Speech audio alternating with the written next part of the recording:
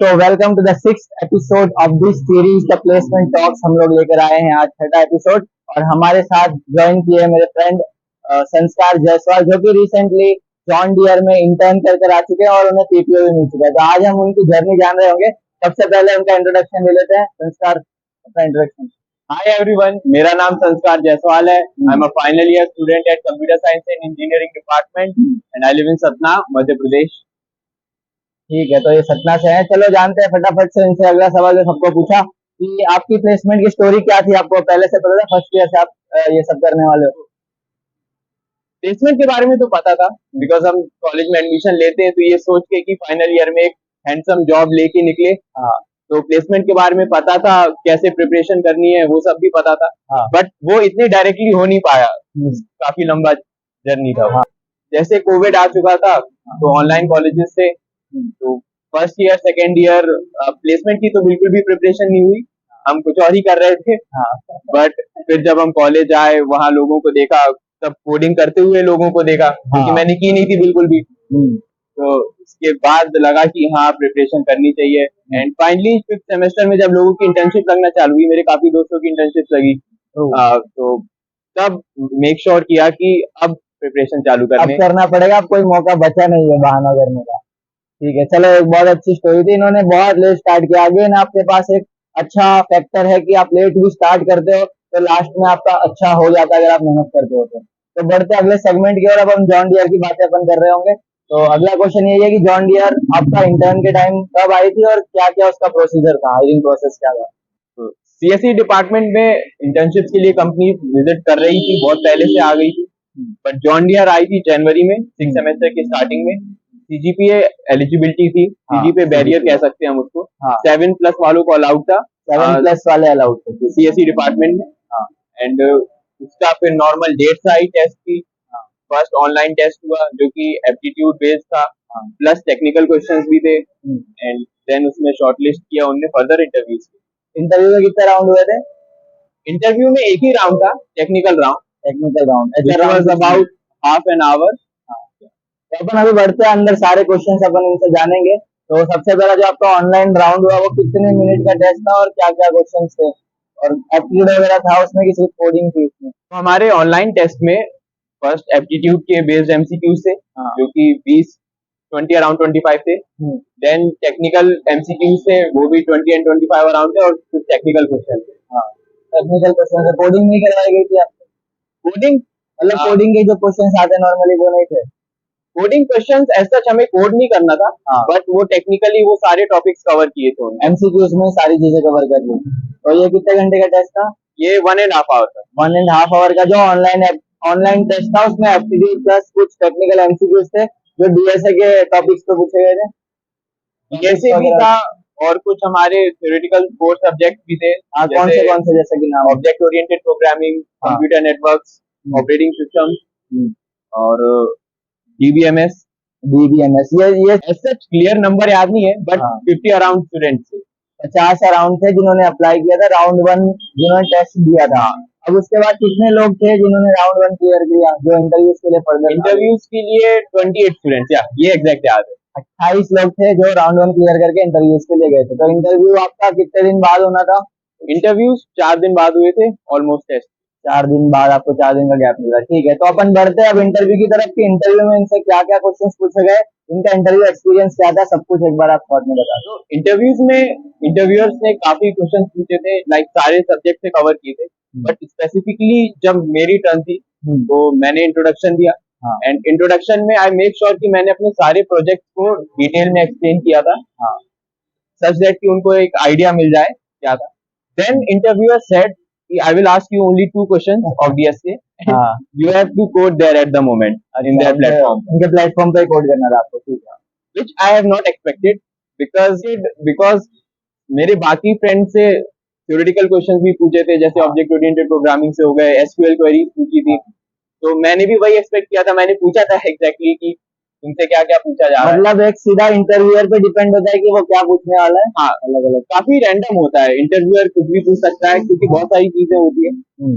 तो my case सिर्फ 2 questions करने थे, डीएसए के कोडिंग करनी थी। 2 कोडिंग करनी थी। चलिए जानते हैं कोडिंग के क्वेश्चंस इनको जो पूछे थे वो किन टॉपिक से थे, क्या क्या? तो तो जो फर्स्ट क्वेश्चन था वो एरे बेस्ड था, वो एक लीड कोड का हार्ड क्वेश्चन था बेसिकली, काफी लेंदी था वो, 15 मिनट मेरे को सॉल्व करने में लगा।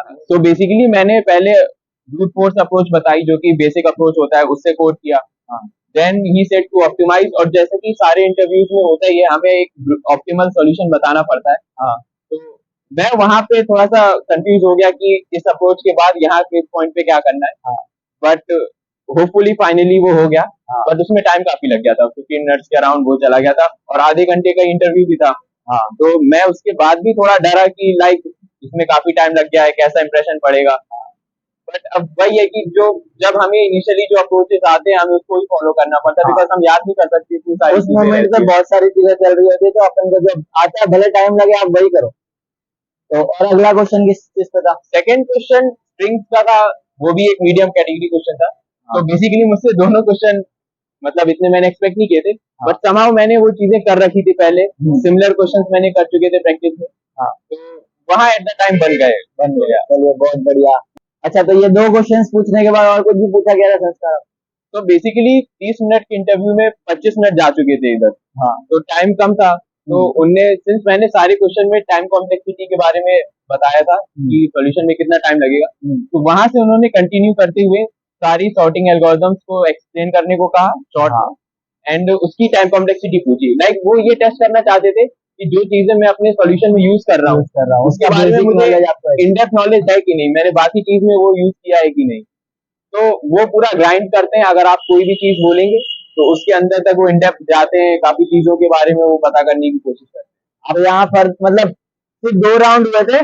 पहला अपना जो ऑनलाइन टेस्ट हुआ वो वाला, और जिन लोगों ने क्वालिफाई किया उनका टेक्निकल इंटरव्यू हुआ था।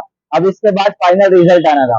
तो अब चलो अगला क्वेश्चन वही वाला है कि भाई जब रिजल्ट आया, जब सबको पता ही इनका सिलेक्शन हो गया, रिजल्ट आया, आप कहाँ पे थे और आपका क्या रिएक्शन था? तो जिस दिन रिजल्ट आया हम लोग क्लास से आए, मेस पे ही बैठे थे यूजुअली। तो एक्चुअली मैं उस टाइम पे इतने रिजेक्शन फेस कर चुका था इंटरव्यूज में कि मेरे को कोई चांस स्कोप नहीं था। भले ही मैंने सारे क्वेश्चंस करेक्टली आंसर किए थे, बट फिर भी था कि क्या पता होता है कि नहीं होता है। देन मेस में ही एक फ्रेंड था, उसने सबसे पहले मेल चेक किया। तो देन ही सेड कि इंटरव्यूज का रिजल्ट आ गया है। तो आई वाज लाइक, मैंने पूछा हाँ तुम्हारा हुआ कि नहीं? तो उसने कहा हाँ मेरा तो हो गया, बट तुम्हारा भी हो गया है। अरे तो उसके थ्रू मेरे को पता चला, एंड वो काफी अच्छा मोमेंट था, बिकॉज ऑब्वियसली इंटर्नशिप बड़ी बात थी, क्योंकि मैंने एक टाइम पे सारी उम्मीदें छोड़ दी थी कि इंटर्नशिप लगेगी भी कि नहीं। और बहुत लेट स्टार्ट किया था आपने, एक्चुअली सीएस का स्टूडेंट होने के बाद भी। सीएसई में लोग फर्स्ट ईयर से भी कोडिंग करते हैं, and as I said before कि मैंने 2 साल तक तो कोडिंग की नहीं थी। थर्ड ईयर में भी जब लोगों ने इंटर्नशिप अचीव कर ली तो मैंने उनको देख के स्टार्ट किया। बहुत कुछ है सीखने के लिए आप सभी के लिए। सबसे पहले कॉन्ग्रेचुलेशन। अरे अरे तो यहाँ इनको इस तरीके से पता चला, और इनकी खुशी भी अभी चेहरे पे भी देख सकते हो आप। तो ठीक है, यहाँ पे आपका लग गया जॉन डियर में इंटर्नशिप। तो अब बढ़ते आगे। 2 महीने बाद आपको फिजिकली इंटर्न करने जाना था, तो वहाँ का अपन एक्सपीरियंस इनसे पूछते हैं कि 2 महीने जो आपने फिजिकल इंटर्नशिप करी वहाँ पे, वहाँ का क्या था सिस्टम पूरा, आप किस तरीके से काम करते थे, सब कुछ एक जो देख रहा है उसको समझ में आ जाए कि इंटर्नशिप कैसे की जाए। फाइनली इंटर्नशिप पे जाने का टाइम आया, हमारे एग्जाम टेंशन खत्म हुए, और एक्साइटेड हम इसलिए भी थे क्योंकि हमें 10 डेज का एक होटल स्टे मिला था जो कि पूरा फ्री था। तो बहुत फुली स्पॉन्सर्ड उनकी तरफ से, पूरा स्पॉन्सर्ड था। तो हमारी स्टार्ट जो है पुणे पे, हमारी लोकेशन पुणे थी इंटर्नशिप की, जॉन डियर की। तो एक स्टार्ट बहुत अच्छी हुई, वो फर्स्ट 10 डेज तो बहुत ही ज्यादा एंजॉय किया। तो finally then we went our offices, हमने वहाँ अपने मैनेजर से मिला, अपनी टीम से मिला, एंड स्पेशली हमारी टीम में एमपी से बहुत लोग थे, इंदौर से 3-4 थे, जबलपुर से, जहाँ से आप खुद वहां से ही सब। आई वुड से हमारी टीम बहुत अच्छी थी, उन्होंने बहुत ही अच्छे से ट्रीट किया, लाइक फॉर अ फ्रेशर जो कि फर्स्ट टाइम में ऐसे कॉर्पोरेट में आ रहा है। मस्ती तो काफी हो गई 1-2 दिन, बट अब हमें टास्क अलॉट होने वाले थे, हमारे प्रोजेक्ट असाइन होने वाले थे। तो माय मैनेजर आस्क्ड कि like which technology of working technology you are working on. So I said कि JavaScript, React, front end, back end.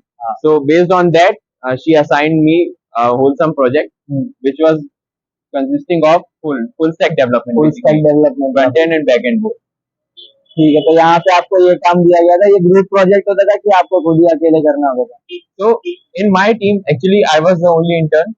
तो जो मेरे को एक प्रोजेक्ट असाइन हुआ था वो मुझे ही करना था, और मुझे एक मेंटर असाइन किया गया था मेरे मैनेजर के अकॉर्डिंग। तो कोई भी डाउट्स था मुझे प्रोजेक्ट में आगे इनिशिएट कैसे करना है, प्रोजेक्ट में आगे कौन कौन से टास्क करने हैं, बिकॉज जो मेरे को एप्लीकेशन बनानी थी वो स्क्रैच से बनानी थी।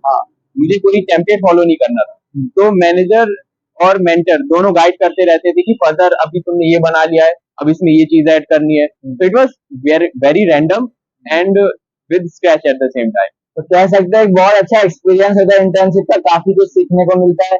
और आप इंटर्नशिप ज्वाइन करते हो तो फर्दर प्लेसमेंट्स के लिए आपका हेल्प भी हो जाता हाँ, इंटर्नशिप जरूरी ऑफ कोर्स होती है, बिकॉज वो एक्सपीरियंस बहुत मैटर करता है। बिकॉज एट द एंड जब हम फाइनल ईयर में भी प्लेसमेंट लेके जब हम कंपनी में जाते हैं तो हम यही चीज करते हैं, कुछ मेजर डिफरेंस आता नहीं है इंटर्नशिप और फुल टाइम में। तो अगर हम इंटर्नशिप पे वो एक्सपीरियंस ले चुके हैं पहले, तो हमें बहुत सारी चीजें पता चलती है, हमारा एक वर्क रूटीन सेट हो जाता है और हम कैसे मैनेजर से बात करनी है, और हर वे में हम डेवलप करते हैं उस चीजों को। देख लो, सुन लो भाई, एक अच्छा जवाब इसमें दिया है कि आप पहले से ही इस चीज के लिए रेडी हो जाते हो।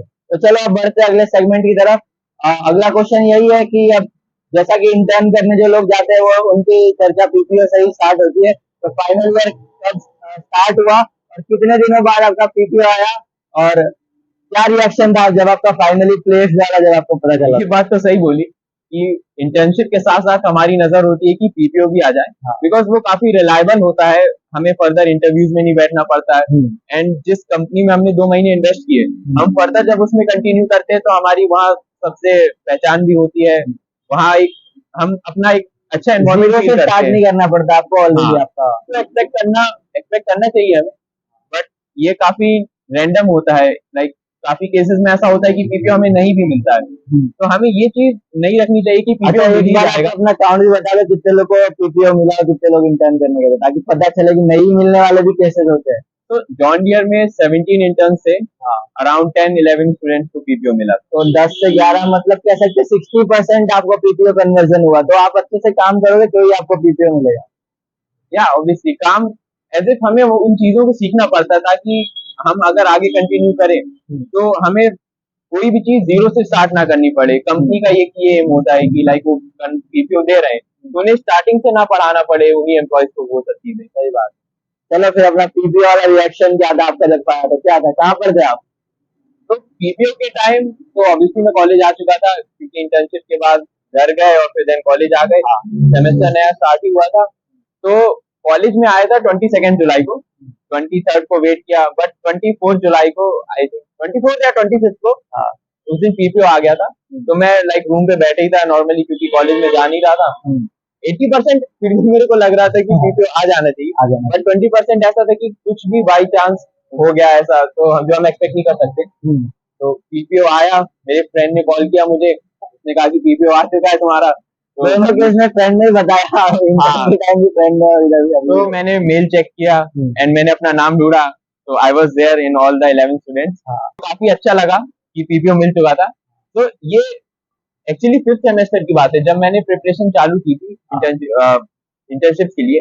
तो मैंने उस समय सोचा था कि कुछ हो कि लाइक इंटर्नशिप लगे पहले, फिर उसके बाद पीपीओ भी मिल जाए और पीपीओ का रिजल्ट स्टार्टिंग में ही आ जाए, सच दैट कि जो मेरा 7th सेमेस्टर होने वाला है वो पूरा मतलब चिल करने में और घूमने फिरने में जाए, जो कि मैं कर ही रहा हूँ एक्चुअली अभी। तो वो चीज मैंने तब भी इमेजिन नहीं की थी कि इतनी जल्दी और इतनी इजीली हो जाएगी। बैक ऑफ द माइंड जो प्लानिंग की थी वो एग्जीक्यूट हो गई कहीं ना कहीं, एकदम एग्जीक्यूट हो गई। और इजीली तो मैं नहीं कहूंगा, बिकॉज उसके लिए ऑब्वियसली मेहनत की है, बट वो प्रोसेस इतना स्मूथली हो गया और कॉलेज आते ही दूसरे दिन पीपीओ आ गया, प्लेस्ड हो गए थे फाइनली, तो काफी अच्छा लग रहा था। ठीक है, चलो बहुत अच्छा इनका जो मूवमेंट था वो अपन को जानने को मिला। अब आखिरी 2 क्वेश्चन पूछेंगे अपन, उसके बाद इंटरव्यू एंड करेंगे। लास्ट सेकंड क्वेश्चन मेरा यही होता है कि आपने क्या क्या रिसोर्सेज फॉलो किए थे प्रिपरेशन के टाइम, ताकि जो लोग वीडियो देख रहे हैं उनको पता चले कि कहाँ से तैयारी करनी है। तो सबसे पहले हमें ऑब्वियसली लैंग्वेज सिलेक्ट करनी पड़ती है कि हम किसमें प्रोग्रामिंग करना चाहते हैं। लैंग्वेज मुझे पहले से आती थी, क्योंकि मैं बुक्स वगैरह पढ़ता था उसकी। For example like let's see और आंसी सी, ये सब कुछ बुक्स थी। बट उससे मैंने उसमें फर्दर प्रोग्रामिंग की नहीं, बस वो मेरे को सिंटैक्स वगैरह पता थे। Then I started with C++। वो ये तब की बात है जब 5th सेमेस्टर आ चुका था।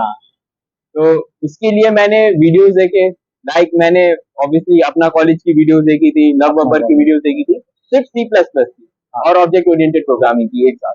समझने के बाद अच्छे से मैंने डीएसए करना स्टार्ट किया। बिकॉज टाइम काफी जा चुका था and DSA is highly important for placement. Hmm. तो डीएसए में मैंने पहले कुछ सेट ऑफ क्वेश्चंस होते हैं जो कि सबको करने पड़ते हैं। तो डीएसए मैंने आपने कहाँ से सीखा, कोई यूट्यूब चैनल फॉलो किया था?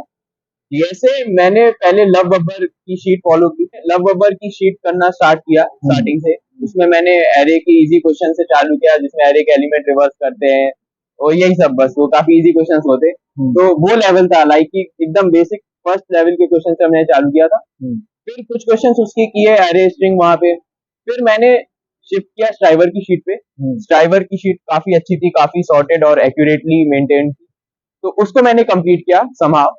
ऑलमोस्ट 70% मेरी वो शीट कंप्लीट हो गई थी दिसंबर आते आते। ड्राइवर की शीट हेल्प करी आपको? ड्राइवर की शीट काफी इंपॉर्टेंट है, लाइक आप डीएसए कर रहे हैं। ठीक है, तो और कहीं पे कोडिंग करते थे आप? तो कोडिंग मैं लीड कोड पे करता था, रैंडम क्वेश्चंस करता था और जीएफजी पे करता था। ठीक है, तो ये सारी चीजें थी जहाँ से उन्होंने तैयारी करी, आप भी कर सकते हैं यहाँ से, आपको भी अच्छे रिजल्ट्स मिल सकते हैं। तो बाकी अपन लास्ट क्वेश्चन की ओर बढ़ते हैं। अपने जो ऑडियंस मेन है वो फर्स्ट सेकंड थर्ड ईयर के जूनियर्स है, जैसा कि सबको पता ही है। तो आप इंडिविजुअली उनको क्या मैसेज देना चाहोगे, जो उनको अभी प्लेसमेंट जब उनका टाइम आएगा तो किस तरीके से करना चाहिए? रिलेटेड टू दिस मैं इतना ही कहना चाहूंगा कि अगर आपका एम क्लियर है कि आपको प्लेसमेंट लेनी है, जो कि होना चाहिए, लाइक एक प्लेसमेंट तो होनी चाहिए अगर हम कॉलेज में। तो if your aim is clear then start doing DSA, क्योंकि उतना टफ है नहीं ये पूरा। आपको सिर्फ डीएसए करना है और कुछ कोर सब्जेक्ट पढ़ने हैं और एक नॉर्मल प्रोजेक्ट बनाना है, जो कि मंथ का प्रोजेक्ट हो गया या फिर कोई भी जो आप जिस टेक्नोलॉजी पे आप काम करना चाहते हैं। तो ये एक उतना लंबा प्रोसेस है नहीं। आप 4-5 महीने में इसको अच्छे से प्रैक्टिस करके एक डिसेंट इंटर्नशिप और इवन प्लेसमेंट की टाइम भी आप उसको क्रैक कर सकते हैं। तो बहुत अच्छा इन्होंने एक मैसेज दिया सीधा साफ सिंपल भाषा में कि ज्यादा टाइम नहीं लगता है, 6 से 7 महीना अगर आप शिद्दत से बैठो तो जो जो चीजें इन्होंने बताई कि डीएसए पूरा कर लो और प्रोजेक्ट्स बना लो और जो कोर सब्जेक्ट्स फंडामेंटल है वो पढ़ लो, तो आपकी प्लेसमेंट और इंटर्नशिप लग जाती है। तो बहुत अच्छा है कि यहाँ से आपके लिए मैसेज मिल गया और बहुत अच्छा लगा संस्कार आपसे मिलकर। Thank you for joining us. I hope आप लोगों को ये वीडियो बहुत हेल्प करी होगी और भी एपिसोड्स के साथ अपन लाते रहेंगे नए नए videos. Thank you so much for watching this video. Till then good bye.